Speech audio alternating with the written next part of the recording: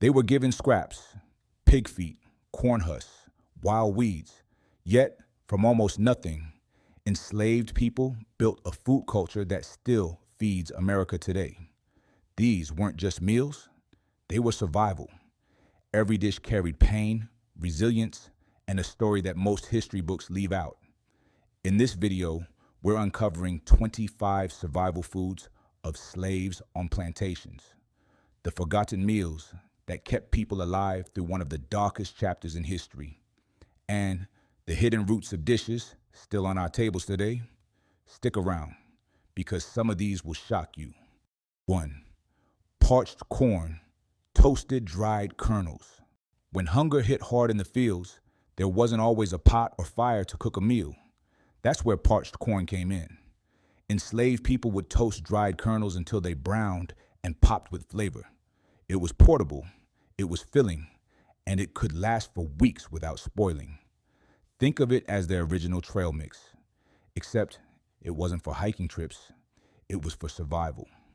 Parched corn gave enough energy to push through back-breaking work, and sometimes it was all a person had to eat for an entire day. Fast forward to today, and you'll see echoes of it in kettle corn at a fair, or the roasted corn nuts sold in gas stations. But for those living on plantations, this wasn't a snack, it was life or death. And here's the twist. This simple survival food didn't just keep people alive, it became the seed of Southern food traditions that we still taste today. But what happened when the corn ran out? The answer was another dish so plain, so bare bones, it shocked even visiting outsiders. 2. Boiled cornmeal mush. If parched corn was the pocket food of survival, then cornmeal mush was the hot meal that kept folks going at night. Just cornmeal, water, and salt, boiled until it thickened into a heavy porridge. No milk, no butter, none of the extras we throw in today. Just enough to quiet an empty stomach. This dish was so common, it showed up in slave narratives again and again. Sometimes it was ladled into wooden troughs where children would gather around with spoons, eating side by side like piglets at a pen. Brutal, humbling, but it kept them alive. Here's the part that sticks. Mush wasn't just dinner. Cold leftovers were sliced and fried the next day, turning into something closer to polenta cakes. That simple stretch, boiling once, frying twice, doubled the food supply and saved scraps that might have gone to waste. Fast forward to today, and you'll still see its shadow in Southern fried cornmeal cakes, or even Italian polenta fries on restaurant menus. But for the enslaved, mush was survival stripped bare, plain, heavy, and unforgettable. 3.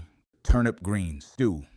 When scraps of meat were scarce, and they almost always were, enslaved families turned to the earth itself. Turnip greens, those bitter leaves most folks tossed aside, became the backbone of survival stews. Boiled soft, seasoned with nothing more than a pinch of salt, or maybe a scrap of pork fat if you were lucky, this wasn't comfort food. It was endurance food. But here's the thing. Greens carried more than just calories. They gave strength. They filled the belly with warmth when winter winds cut through thin clothes in bare cabins. A pot of turnip greens simmering on a fire wasn't just food. It was hope stretched into a meal. Over time, that bitter, earthy flavor became familiar, even cherished. Families passed down ways to soften the bite. Slow cooking, mixing in roots, adding in whatever scraps they could. And that tradition echoes loud today. Walk into a Southern kitchen and you'll still see pots of greens on the stove, collards, mustards, or turnips, seasoned up and served with cornbread. But for the enslaved, it started with survival, not taste. A stew made of leaves, stalks, and scraps most people wouldn't touch. 4th, cowpea stew. Long before black-eyed peas were a New Year's tradition, they were a survival food on the plantations. Enslaved Africans carried knowledge of cowpeas with them across the ocean, hardy beans that grew well in the southern heat and poor soil.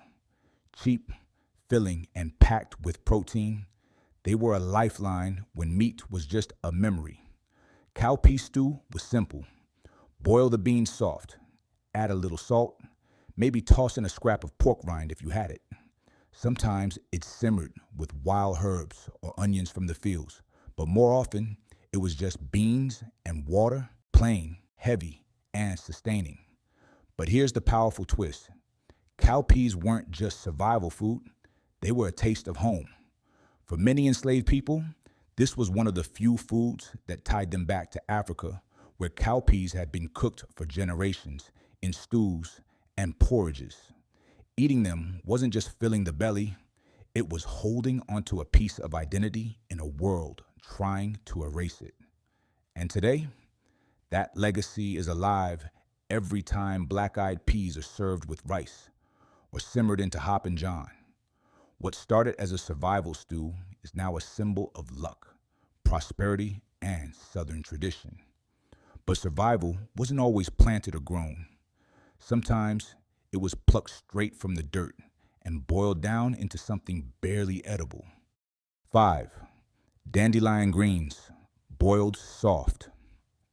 When you think of dandelions today, you probably picture weeds in the yard, something to spray or pull out.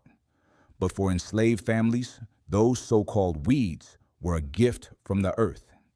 Dandelion greens grew wild, needed no planting, and filled pots when nothing else was left. Boiled soft, the greens lost some of their bitterness, though not all. Sometimes they were flavored with a splash of vinegar, maybe a sliver of fat, but most days it was just greens and water. A thin broth, a chewy bite, and just enough to take the edge off hunger. Here's the hidden beauty. Dandelions carried nutrients, iron, vitamins, strength.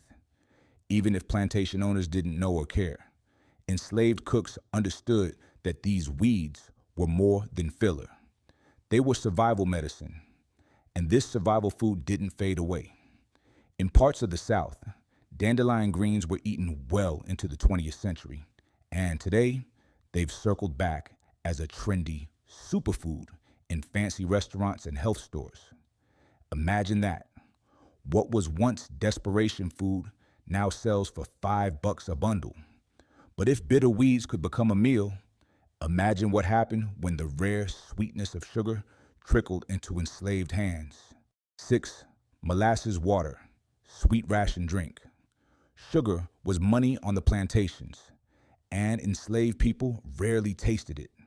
But every so often, they'd be given a ration of molasses. Thick, dark, sticky.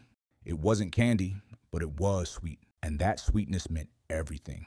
The simplest way to make it last? Stir a spoonful into a tin cup of water. That was molasses water, a poor man's energy drink. It gave quick calories, a burst of sweetness in a life where flavor was almost always bitter. For children, that cup was a rare treat. For adults, it was fuel, enough to push through another day in the fields. Sometimes it doubled as medicine too, mixed with herbs to soothe coughs or settle the stomach. What's wild is how much this echoes forward. Molasses water was survival, but it was also the seed of Southern desserts, barbecue sauces, and baked goods we love today. That sticky sweetness shaped the flavor of an entire region. But if molasses was rare gold, the next food was the opposite. Scraps so unwanted that plantation owners tossed them aside. And yet, enslaved cooks turned them into a meal that still stirs debate today. 7. Salt pork scraps, fried or boiled. Meat was a luxury enslaved people almost never saw, unless it was the parts nobody else wanted. That's where salt pork scraps came in. Plantation owners kept the hams, chops, and roasts, while the fat trimmings, rinds, and scraps went to the slave quarters. Fried in a pan, those scraps released grease that seasoned everything from beans to greens. Boiled, they became chewy bites in a pot of stew. And when there wasn't even meat left, just the fat enslaved cooks saved every drop, stretching it to flavor cornmeal mush or bitter greens. Here's the hard truth. Salt pork was never meant to be a gift. It was cheap, preserved, and considered unfit for proper tables. But in the hands of enslaved people, it became a cornerstone of survival cooking. That salty, smoky flavor carried through entire meals, making scraps taste like feasts. And the legacy? You can still taste it today.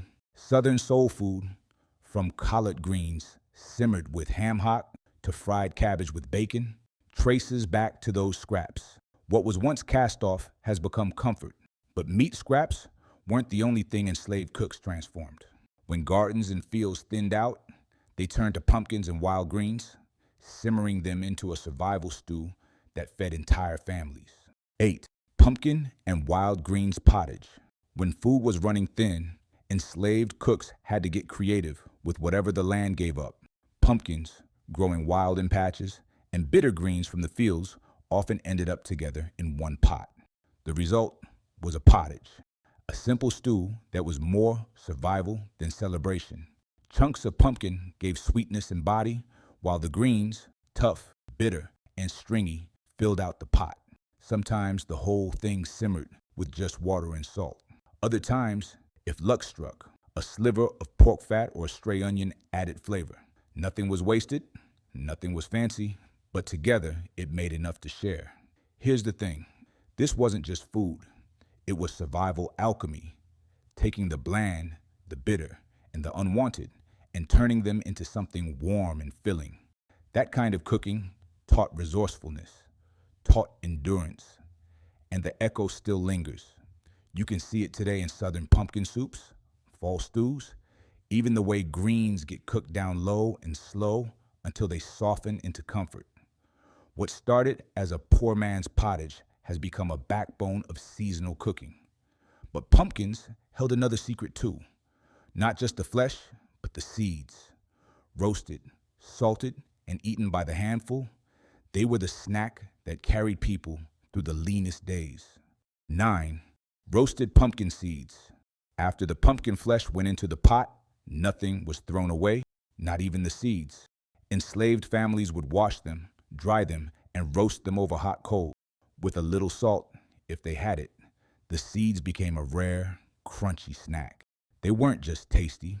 Pumpkin seeds packed protein and fat, things that were scarce in a diet built mostly on grains and greens. For children especially, a handful of roasted seeds could mean the difference between going to bed starving and sleeping with at least a little comfort. Here's what makes it powerful. This was survival food born out of waste. What most plantation kitchens scooped out and tossed, enslaved cooks transformed into something useful, even enjoyable. That instinct to save, to stretch, to make something from nothing defined survival. And it's a tradition that stuck. Today, roasted pumpkin seeds show up in snack bags at gas stations, sprinkled over salads, even sold as superfoods in health stores. What was once desperation food now sells for dollars. But while seeds could be roasted into a treat, the root of the turnip offered another kind of survival. Roasted slowly until it was soft enough to stand in for bread or meat. 10. Turnip root roast. When bread was a luxury and meat was a dream, the humble turnip root became the next best thing. Dug straight from the dirt, scrubbed clean, and roasted in the ashes of a fire, it transformed from hard and bitter into something soft, earthy, and faintly sweet. Enslaved families treated roasted turnips like filler food, something to quiet hunger when cornmeal was gone. Sometimes it was eaten plain, sometimes mashed, and sometimes sliced thin and fried in pork fat if scraps were available. A poor man's potato, a survival man's bread. But here's the striking part. Roasting brought out a richness that made it almost feel like a treat. Imagine the smell of a smoky fire, the root blackened on the outside, steaming on the inside. It wasn't just food, it was warmth, something you could hold in your hands on a cold night. And this practice didn't fade. Roasted root vegetables became part of Southern kitchens, church suppers, and even holiday tables. What started as survival cooking carved a permanent place in American food traditions. But if the turnip root filled bellies, the next dish, a mash of corn and okra, carried flavors that connected enslaved Africans directly back to their homeland. 11. Okra and corn. Mashed okra wasn't native to America. It came over on slave ships, carried in memory and in seeds hidden in cloth. On the plantations, it grew well in the southern heat, and enslaved cooks mixed it with the one crop they always had, corn.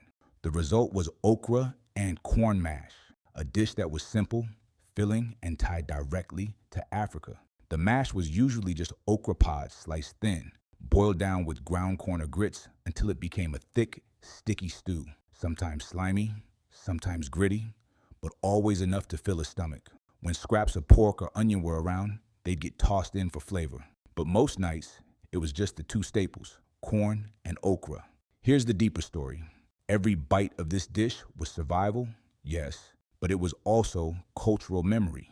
Okra stews and corn porridges were already part of African diets long before slavery. So when enslaved families mixed them together in America, they weren't just eating, they were preserving a piece of who they were.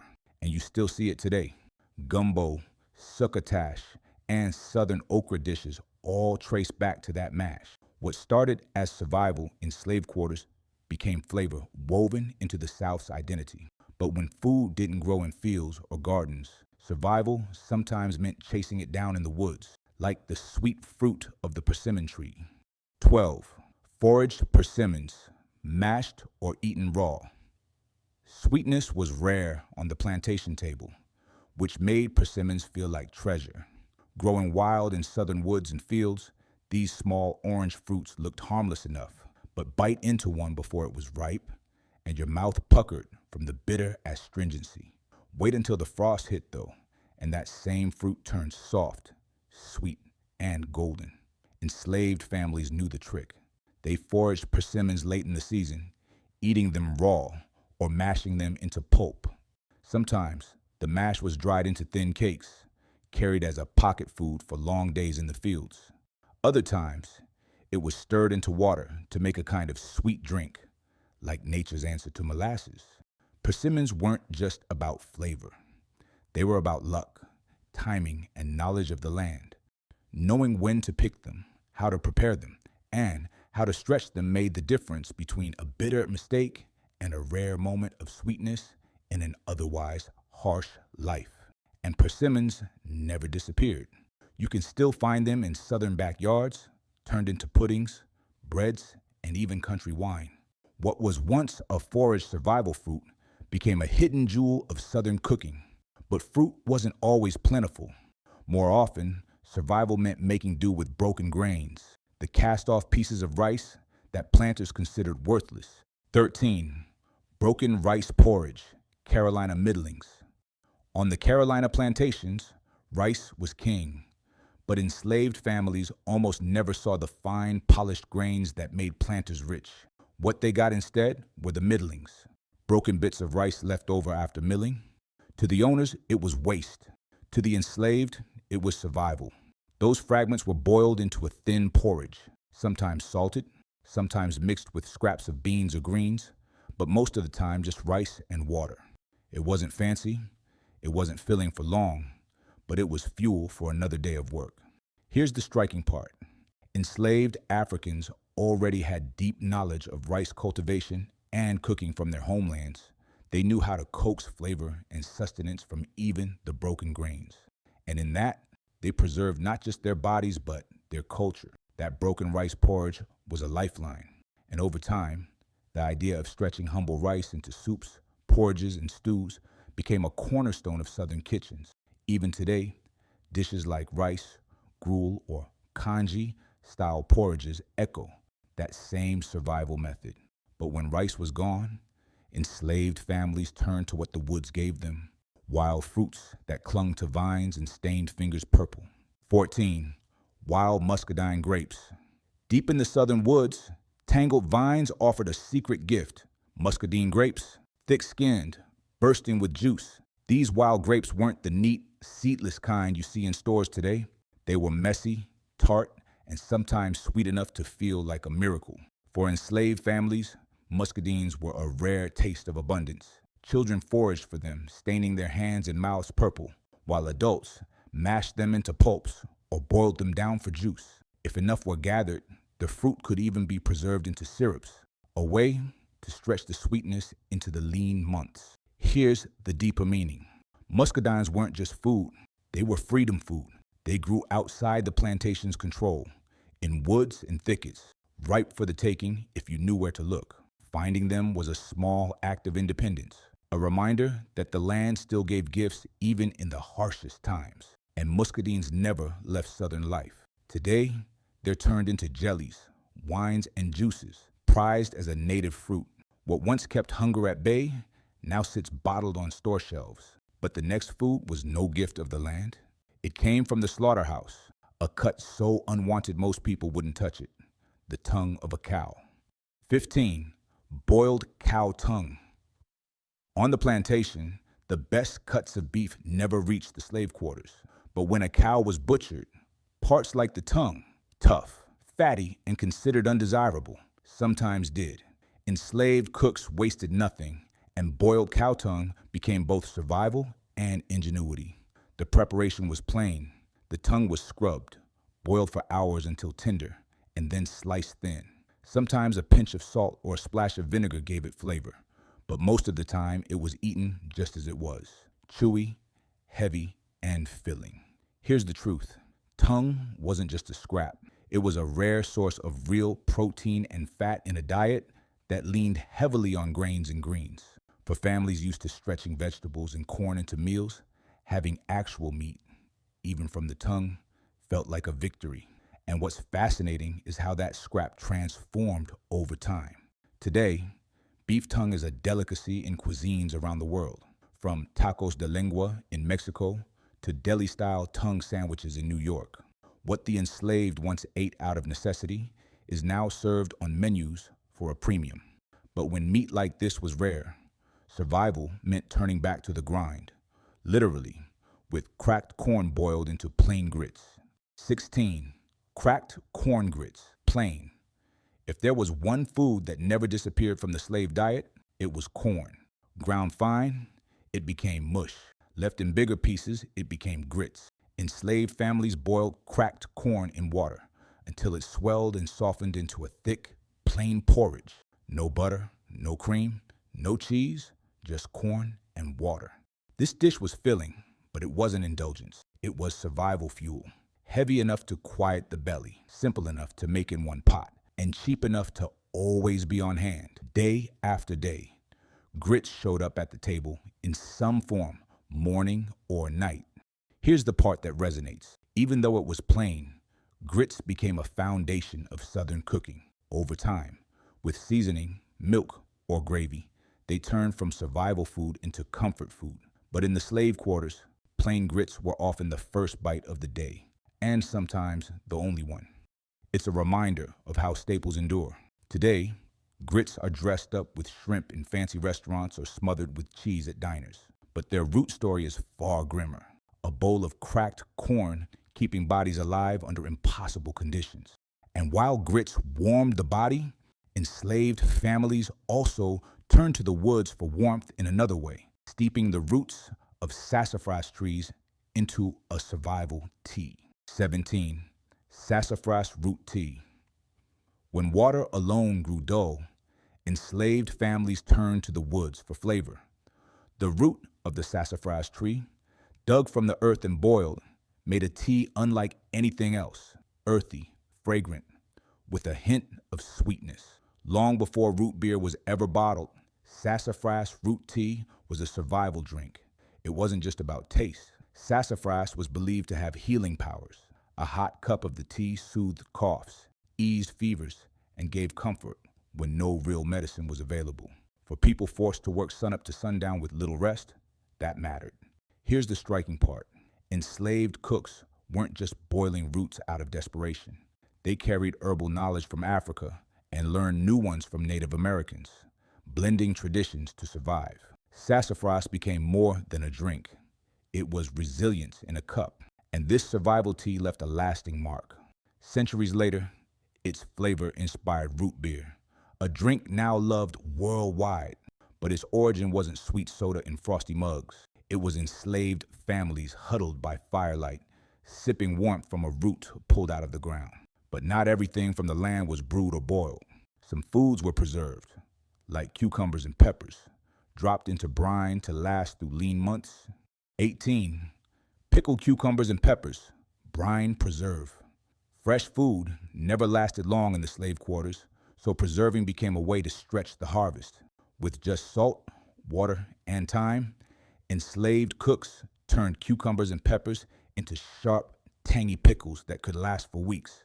The process was simple. Slice the vegetables, pack them into jars or crocks, and pour over brine. After sitting a few days, the crunch softened, but the flavor grew bold, sour, salty, sometimes even spicy if peppers were used. For families eating plain corn mush or bitter greens, a pickle on the side was a burst of flavor that made survival meals bearable. Pickling wasn't just about taste, though. It was about security. When gardens and fields stopped producing, those jars of preserved vegetables meant there was still something to fall back on. A sour bite in the dead of winter could mean the difference between another day of strength and the edge of hunger. And the legacy? Southern kitchens never let it go. Chow-chow, pepper relish, bread and butter pickles, all trace back to those first brined jars on the plantation. What started as necessity became tradition. But not every survival food came from the garden. Sometimes it meant cracking open the hardest gifts of the forest, like black walnuts, bitter and stubborn, but worth the effort. 19. Foraged black walnuts. If you've ever cracked open a black walnut, you know it's no easy task. The shells are thick, the stain seeps into your hands, and the nut meat hides deep inside. But for enslaved families, black walnuts were worth every strike of a rock or hammer. Gathered from the forest floor, the nuts were prized for their richness. Once cracked, the kernels offered protein, fat, and a flavor far stronger than regular walnuts. Sometimes they were eaten raw. Other times, chopped and stirred into porridges or used to stretch a simple dessert when molasses was on hand. Here's the deeper truth. Black walnuts weren't just food. They were survival treasure. Every nut cracked meant energy stored, a small victory against hunger. Families would save them for lean months or carry them into the fields for quick strength, and over time, their legacy spread.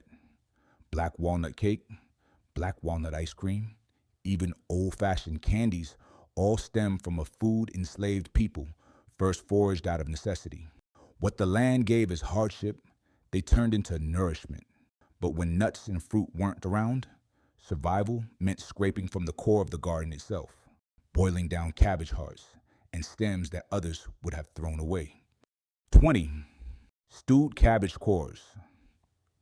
On the plantation, the crisp outer leaves of cabbage might make it to the owner's table, but the tough, woody cores, those were tossed aside. In the slave quarters, though, cabbage cores weren't waste. They were boiled down, softened, and transformed into survival stew. The cores were chopped and simmered for hours until the fibers gave way. Sometimes they were flavored with a pinch of salt or, if fortune smiled, a scrap of pork fat. More often, it was just cabbage and water, thin, bland, but enough to put something warm in an empty belly. Here's what's powerful. Enslaved families had no room for waste. What others discarded, they found a way to eat. Those cabbage cores filled the pot and stretched meals a little further. And in a world where every calorie counted, even the scraps mattered. And this resourcefulness left a mark. Southern kitchens to this day have recipes that use the whole vegetable. Stewed cabbage, braised stalks, even pickled stems. What began as desperation cooking became part of the region's food identity. But not every preservation was so plain. Sometimes survival came with spice, like green tomato chow-chow, a tangy relish that added bite to otherwise bland meals. 21. Green tomato chow-chow, relish.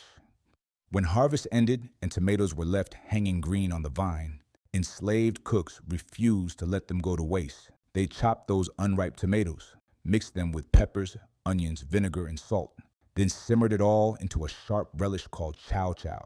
It was bright, tangy, and a little spicy, the kind of flavor that could cut through the heaviness of beans, corn mush, or boiled greens. A spoonful on the side turned plain survival food into something that actually sparked the taste buds.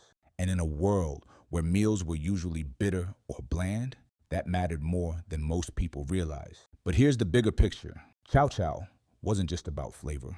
It was preservation. By pickling and spicing what couldn't ripen, enslaved families stretched food into the cold months when gardens went bare. It was a survival strategy hidden in a relish jar, and its legacy still shines. To this day, Southern tables, from barbecue joints to Sunday suppers, serve chow-chow alongside meats, beans, and cornbread. What started as a way to save scraps has become a Southern tradition with roots deep in the slave quarters. But when vegetables weren't enough, people turned to the land again, this time roasting roots to brew a bitter drink that stood in for coffee. 22. Chicory coffee, roasted chicory brew. Coffee was a luxury reserved for the big house. But in the slave quarters, enslaved families found their own substitute. They dug up the roots of the chicory plant, roasted them dark, and ground them into a coarse powder. When brewed with hot water, it made a bitter, smoky drink that looked and felt like coffee, even if it wasn't. For many, chicory brew wasn't just about taste. It was about ritual, having something warm to sip at dawn before the fields, or late at night when the body ached. It gave comfort, a small piece of dignity, and sometimes even fooled the mind into thinking it was the real thing. Here's the twist. Chicory didn't vanish when slavery ended. In New Orleans especially, it became a tradition. Even today, famous cafes blend chicory with coffee, serving a drink that traces back to the ingenuity of enslaved people making do with what they had. So while the masters drank imported beans, the enslaved sipped roasted roots. Both cups were hot. Both carried meaning, but only one was born of survival. And when even roots couldn't satisfy hunger, enslaved cooks turned to the barest scraps, bones tossed aside, boiling them down into broths that carried families through famine. 23. Scrap bone broth. When the meat was gone, when even the fat and scraps were picked clean, there was still one thing left: the bones. Plantation kitchens threw them out, but in the slave quarters, nothing was wasted. Enslaved families gathered those discarded bones, dropped them in a pot of water, and simmered them for hours. The result was scrap bone broth, thin, oily, but rich with whatever nutrients the marrow could release. It wasn't hearty stew. Most of the time, there was no meat left on the bone, but slowly boiling them pulled out flavor, strength, and just enough fat to stretch plain corn mush or greens. For children and the sick, that broth could mean the difference between weakness and another day's work. Here's the hidden truth. Bone broth today is sold as a health craze, bottled, branded, and expensive. But its roots go back to survival cooking in slave quarters, where it was never about wellness trends. It was about staying alive.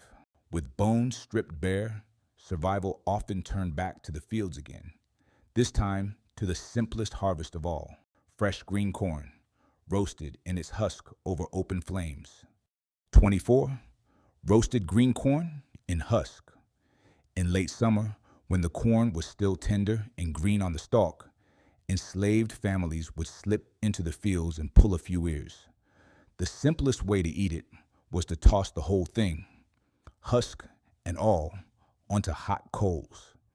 After a few minutes, the husks blackened, the kernels steamed, and roasted green corn was ready. The flavor was smoky, sweet, and filling. A rare treat that needed no pot, no seasoning, no scraps of meat, just fire and patience. Children especially loved it, gnawing down to the cob, savoring every bite. For adults, it was quick fuel after grueling days, a way to enjoy the harvest before the fields were picked clean for the plantation. Here's the striking part. Roasted corn wasn't just survival, it was joy. One of the few moments when food felt like a gift instead of a ration. Gathered around the fire, husks in hand, enslaved families found a small taste of freedom in the simplest of foods, and that tradition carried forward. Today, roasted corn shows up at fairs, festivals, and backyard cookouts across America. What once meant endurance now means celebration. But the last dish on this survival list takes us back to the wild. A thin, sharp broth brewed from onions and garlic pulled straight from the earth. 25. Wild onion and garlic soup, thin broth. Out in the fields and woods, enslaved families foraged not just for greens and fruit, but for the sharp bite of wild onions and garlic. These hardy plants grew along ditches and forest edges, and when boiled into water, they made a thin, pungent soup. It wasn't hearty. Most times it was just broth, clear, light, and flavored only by those wild bulbs. But in a life of constant hunger, even that thin soup carried power. The sulfur-rich plants helped fight off sickness, cleared the chest, and gave a sense of warmth when bellies were otherwise empty. Children might sip it like medicine, while adults drank it to stretch through long nights. And when scraps of salt pork or fat were added, if any could be spared, the soup turned into something closer to a real meal. Here's the legacy. Today, onions and garlic are the backbone of nearly every cuisine in the world. But for the enslaved, their wild cousins weren't just flavor, they were survival. A bitter broth that carried bodies through the hardest days. And with that, we come full circle. From roasted corn to bitter greens, from scrap bones to wild herbs, every dish tells the same story. Survival carved out of struggle, and a food culture that still echoes in Southern kitchens today.